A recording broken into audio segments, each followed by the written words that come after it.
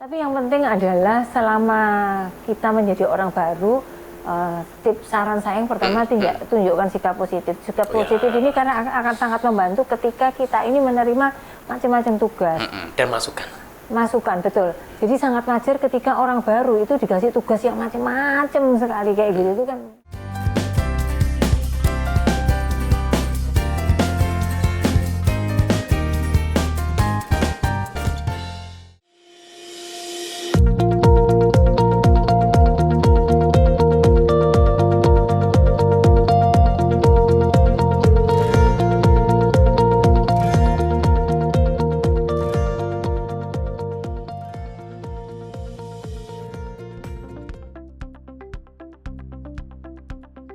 Kita ketemu lagi di NN Talk sore hari ini dan masih bersama Novi dan Nurdin. Iya, kita seperti berdua biasa ya. Seperti biasa. Dan jangan bosan ya.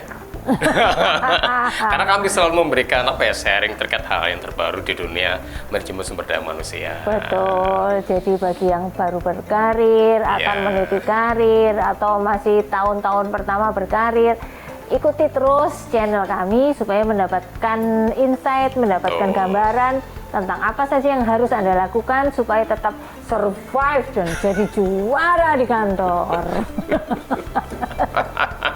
Oke, obrolan di meja makan ini ya. Oke. Di Oakwood Hotel and Apartment. Ya, jadi setelah makan kita selesai, maka kita ngobrol. Udah kenyang nih. Udah kenyang, tinggal ngantuknya, makanya saya bersemangat sekali. Ngobrolin apa sih? Kita mau ngobrolin tentang hari pertama masuk kerja. Hari pertama masuk kerja.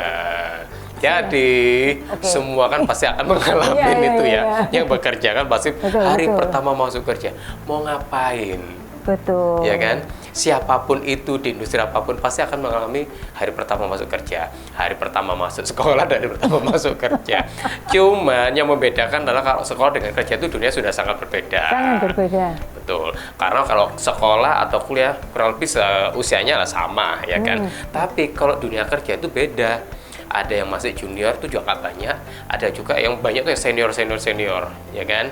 Berarti pendekatan juga beda, adaptasinya juga beda. Betul. Saya sharing pengalaman ini pertama saya dulu masuk kerja. Karena saya masuk kerja di sebuah perusahaan baru sekali tok. Setelah itu 25 tahun di sana ya. Gak asik. Gak asik ya.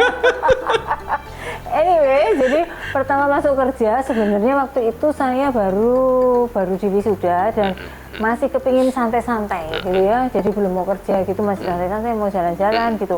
Ternyata dari surat lamaran saya masukkan yang saya pernah wawancara sebelumnya, saya udah diminta masuk gitu kan. Terus hari pertama masuk ini kerja, mahasiswa yang cukup luar biasa atau cukup beruntung juga. Begitu lulus masuk sama dengan saya juga kok. Iya, mau pamer, dia juga mau pamer. Lanjut. Jadi waktu saya pertama masuk kerja, itu kejadiannya malam itu saya berangkat dari Jogja dan naik travel. Waktu itu naik travel sampai Surabaya itu baru sekitar jam 4 pagi. Bukan dari Malang ke Surabaya? Enggak, karena waktu itu saya lagi liburan di Jogja, kan belum mau kerja kan. Iya kan, jadi saya di Jogja, malam pagi-pagi itu sampai Surabaya naik travel. Lalu kemudian jam 4 kan masih ngantuk, lanjutin sebentar, terus kemudian ngantor. Jadi bisa dibayangkan, semalaman tidur di travel, paginya ngantor. Hari pertama ngantor, masih kepet ya? Atasan saya itu sampai jam 7:30 malam belum selesai pekerjaannya. Dan saya masih ingat bendel-bendel laporan, jadi saya ngeplong-ngeplong lah membukukan laporan. Itu hari pertama? Hari pertama. Tapi enggak gini, sebelum melakukan kerjaan, pagi-pagi datang ke kantor, itu kira-kira ngalamin apa? Kan pasti suasana baru, orang baru, belum kenal semuanya kan? Nah, beruntungnya saat itu saya, karena banyak kakak kelas saya yang ada di sana, sehingga kurang lebih saya sedikit lebih familiar. Sudah kenal.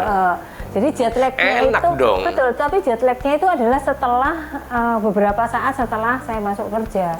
Gitu. Jadi tadi hari pertama 7:30 malam belum pulang gitu kan, terus saya bilang gini, waduh ini kan jam kerjanya sampai 4:30, kalau saya hari ini pulang 7:30 berarti kan 3 jam nih extendnya, berarti besok saya boleh datang jam 11, saya bilang gitu.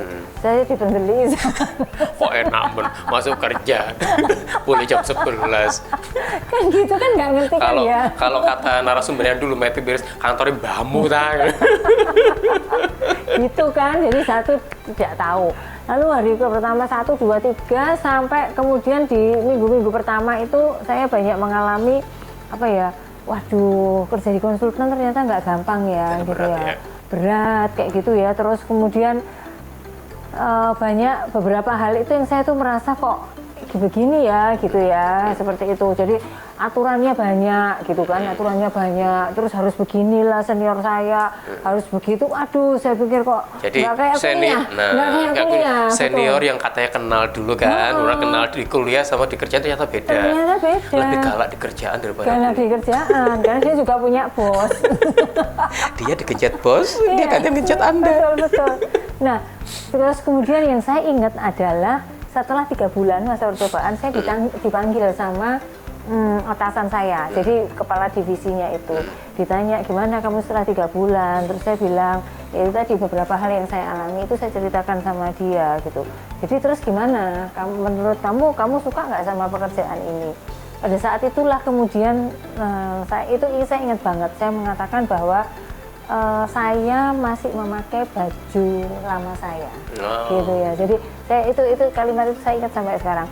Saya masih memakai baju lama saya yang kemudian saya pakai di tempat kerja ini, sehingga nggak cocok, nggak sesuai. Gitu. Baju ungu yang lama di tempat ungu yang baru nggak cocok, walaupun sama-sama ungunya. Betul, ungu itu apa sih? Warna psikologi.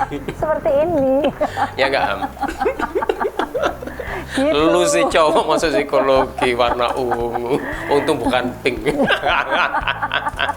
Jadi seperti itu. Jadi banyak hal yang mungkin teman-teman ini ketika masuk kerja pertama merasa canggung, merasa sendirian, nggak ada teman diskusinya, terus dilempar-lemparin kerjaan sama seniornya. Padahal belum paham kerjaannya. Belum paham kerjaannya, tinggal dikasih kerjaan, tidak dibimbing kayak gitu kan, tidak diberi pengarahan. Nah, terus kemudian tiba-tiba disuruh kerja nggak benar, disalahkan kayak gitu kan. Nggak ada coachingnya, konselingnya ada toh? Oh, nah kan ada juga yang seperti itu. Pokoknya orang masuk kerja baru, ya udah, pokoknya dia datang ke kantor, kadang nggak dikasih tahu tugasnya apa, cuman ini ya kerjakan ya. Nggak ada masa orientasi? Ada toh mesti. Harusnya ada, tapi ini kan saya bicara dulu ya. Gitu. Jadi seharusnya sih kalau ini ketika masuk kerja pasti punya dong siapa mentinya, mentornya. Menti. Punya mentornya, sehingga kemudian tahu dia yang nanti akan membimbing ketika ada kesulitan. Kemudian kalau pokoknya ini jadi orang yang membimbing dia beradaptasi dengan pekerjaan barunya seperti karena itu. Dunia yang lama kuliah sama dunia pekerjaan itu sangat berbeda sekali. Betul, dunianya kan. Betul. Karena sekarang ketika di pekerjaan tanggung jawabnya juga lebih karena tanggung jawabnya bukannya terhadap di internal kantor, tapi juga misalnya konsultan terkait dengan klien. Gitu. Jadi tanggung jawabnya berdobel-dobel kalau konsultan itu. Betul.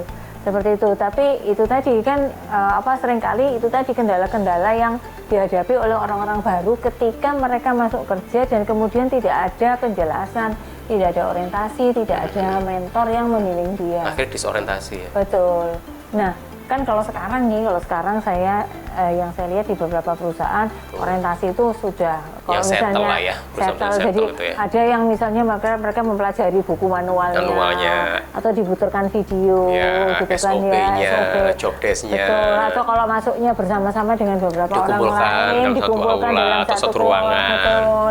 Terus nanti direkturnya menyampaikan satu patah dua patah kata, lalu masing-masing bagian. Bukan yang patah-patah ya. Iya. Lalu kemudian bagian-bagian yang lainnya ini menjelaskan organisasinya apa, lah ya, divisinya apa aja, dan nanti gitu. dia connectingnya kerjanya sama siapa aja. Betul, seperti itu.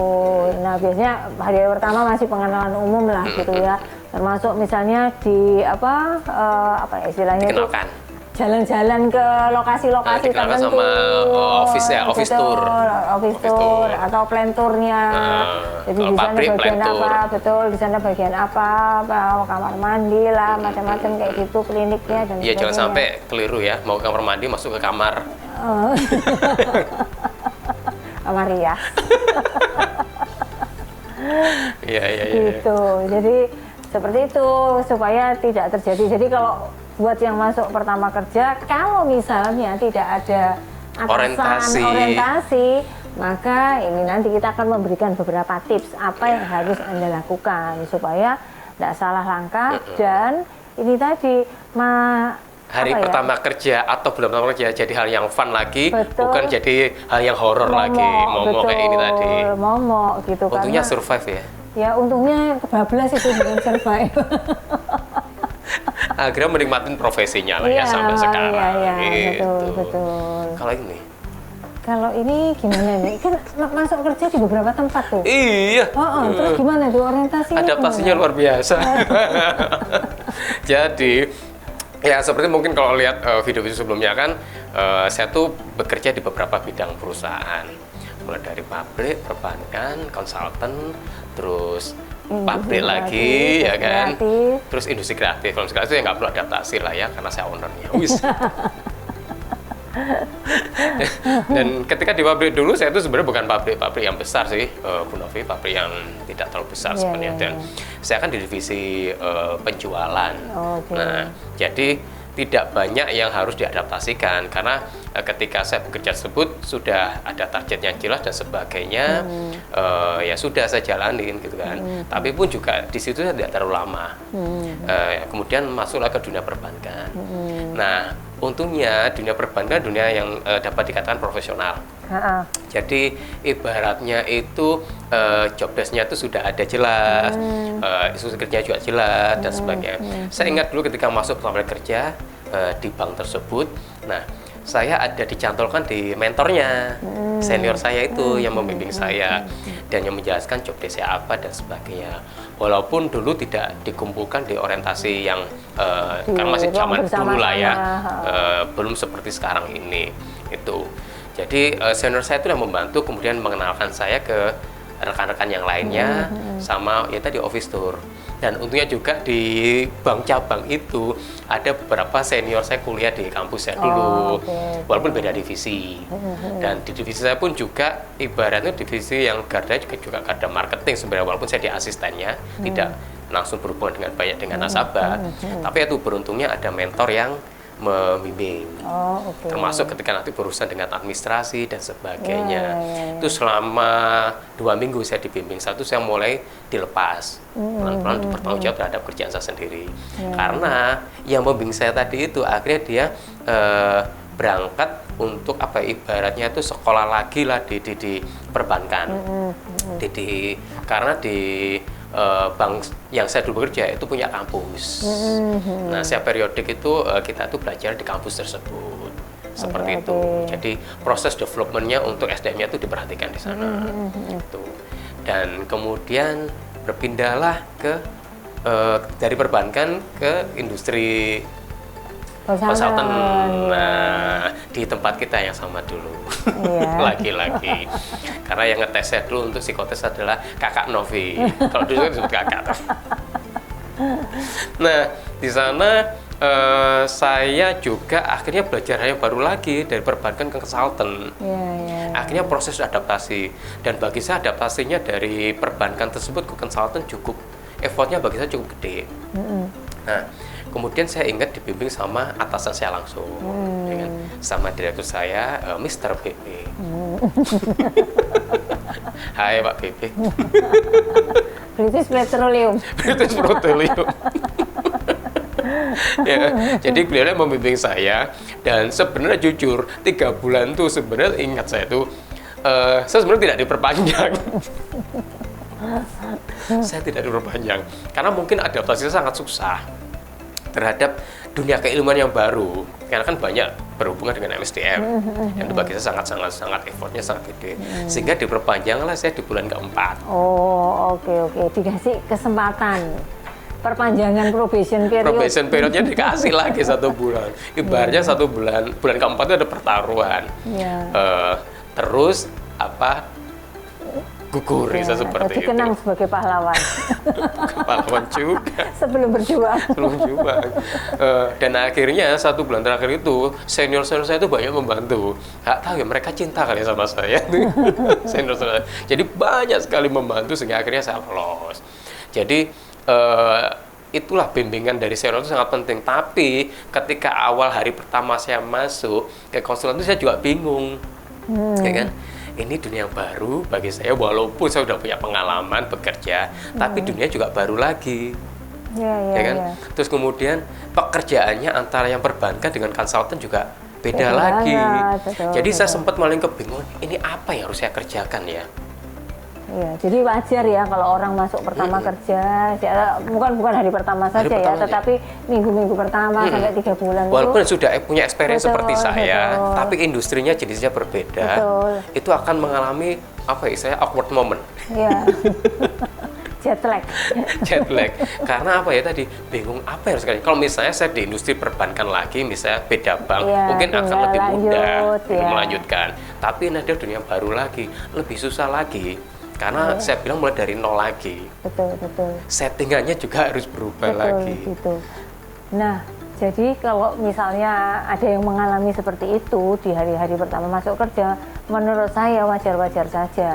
Dan Anda tidak perlu kemudian merasa terlalu worry atau khawatir, karena selalu suasana baru, tempat baru, dan tantangan baru itu menimbulkan situasi yang memang membingungkan. Tetapi itu tadi beberapa hal nanti harus Anda perhatikan supaya kemudian Anda juga tidak merasa bahwa waduh, apa namanya, hidupnya penuh tekanan. Hidupnya penuh tekanan. Karena apa? Tekanan dari orang yang mungkin yang masih memperhatikan, oke lah. Ada juga kadang orang tidak memperhatikan kita, cuek-cuek aja. Atau mungkin ada senior yang istilahnya tidak suka sama kehadiran orang baru itu ada, ya kan? Belum lagi target kerja yang beda lagi dengan ketika Anda masih kuliah, atau misalnya kayak tadi saya dari perbankan ke konsultan, targetnya juga sudah beda lagi, baik target pekerjaan maupun target revenue. Iya, betul. Dan itu adaptasinya juga susah lagi. Iya, tapi yang penting adalah selama kita menjadi orang baru, tips saran saya yang pertama, tunjukkan sikap positif. Sikap positif ini karena akan sangat membantu ketika kita ini menerima macam-macam tugas dan masukan, betul. Jadi sangat wajar ketika orang baru itu dikasih tugas yang macam-macam sekali kayak gitu, itu kan. Nah, itu jangan menolak terlalu banyak, terima saja. Kalau misalnya memang terlalu jauh dari skop ini, Anda boleh bertanya, Anda bisa mengatur kapan ini harus selesai, gitu ya. Jadi jangan ditolak dulu lah, sikap positif. Tapi biasanya gini kan, senior pasti akan ngasih deadline kok ini kapan harus selesainya. Iya, betul. Jadi kalau misalnya deadline-nya bersamaan, ya itu yang kita harus negosiasikan. Maksudnya mana ini yang harus saya dulukan, prioritas. Betul. Mana yang harus saya dulukan, seperti itu. Nah, karena sebenarnya begini, ketika kemudian saya ketemu orang-orang nih yang dia pernah kerja lama di sebuah perusahaan, terus kemudian sudah dia resign, terus kemudian kita ketemu lagi sama orang itu atau mantan atasan orang itu dia bisa mengatakan loh, kalau misalnya si A ini itu dulu tuh anak kesayangannya siapa gitu ya, Pak bosnya gitu ya. Karena apa? Karena dia itu mau dikasih tugas apapun itu nerima. Tapi akibatnya memang buat dia menjadi enak karena dia dikenang menjadi orang yang kemudian itu tadi dikasih tugas apapun kemudian dia bisa menyelesaikan dan mau belajar hal yang baru. Itu yang paling utama sih kalau saya dulu gitu. Saya mau belajar hal yang baru lagi nih.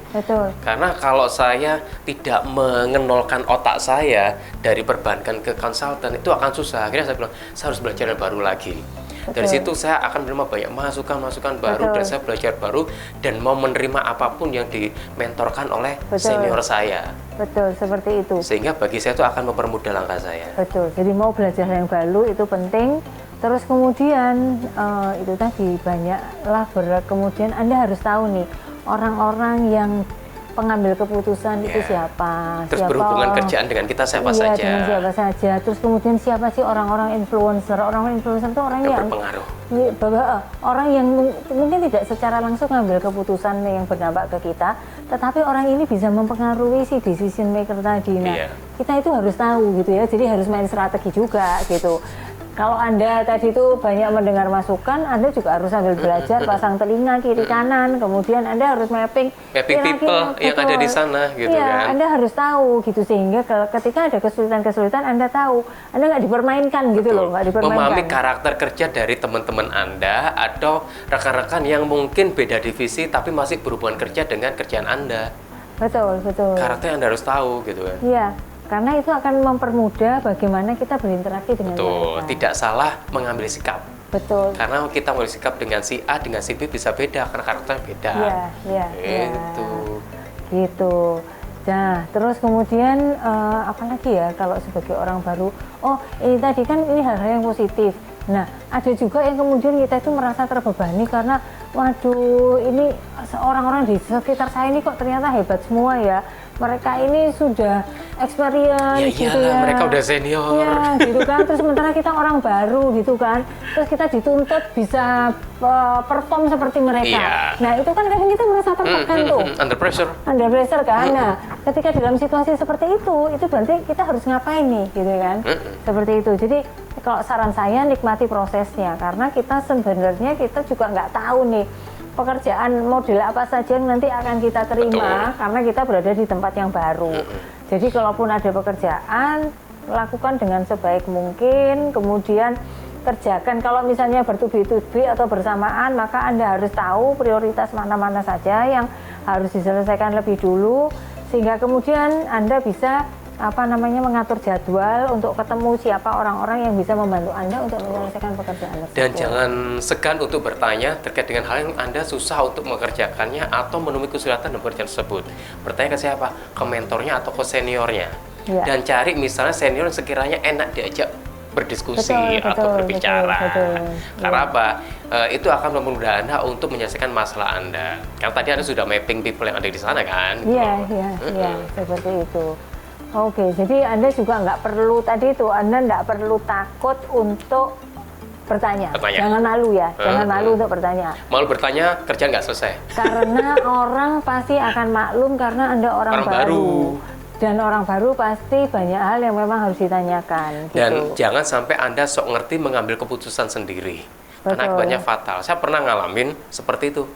Jadi, itu pekerjaan belum dikonsulkan ke saya, langsung dikasih ke klien.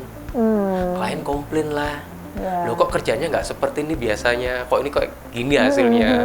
Nah, klien telepon saya lah, dan saya nanya, kok kamu langsung kirim ke klien tanpa konsul ke saya? Saya takut pak. Loh, ya apa sih?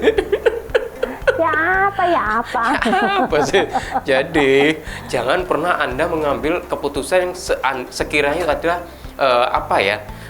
fatal seperti itu. Iya, oke.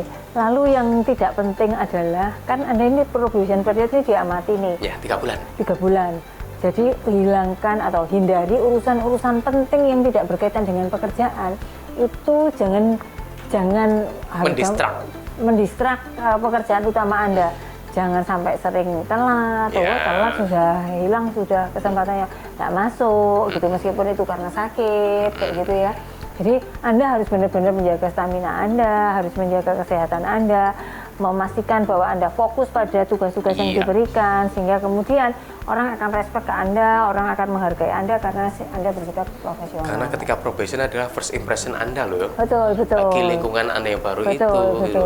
Sehingga orang akan appreciate Anda apa tidak. Iya. Ketika orang tidak appreciate Anda, itu bisa berpengaruh terhadap penilaian Anda terkait dengan Anda bakal lolos apa enggak nih. Iya, betul. Nah, yang berikutnya adalah, kan gini ya, kita diberi tugas oleh atasan. Nah, apapun yang sudah Anda kerjakan, progresnya, setiap Anda mau pulang, sampaikan kepada atasan. Report, betul. Karena atasan kadang nggak sempat mikirin kan, gitu kan, nggak sempat mikirin karena banyak hal yang harus dia kerjakan.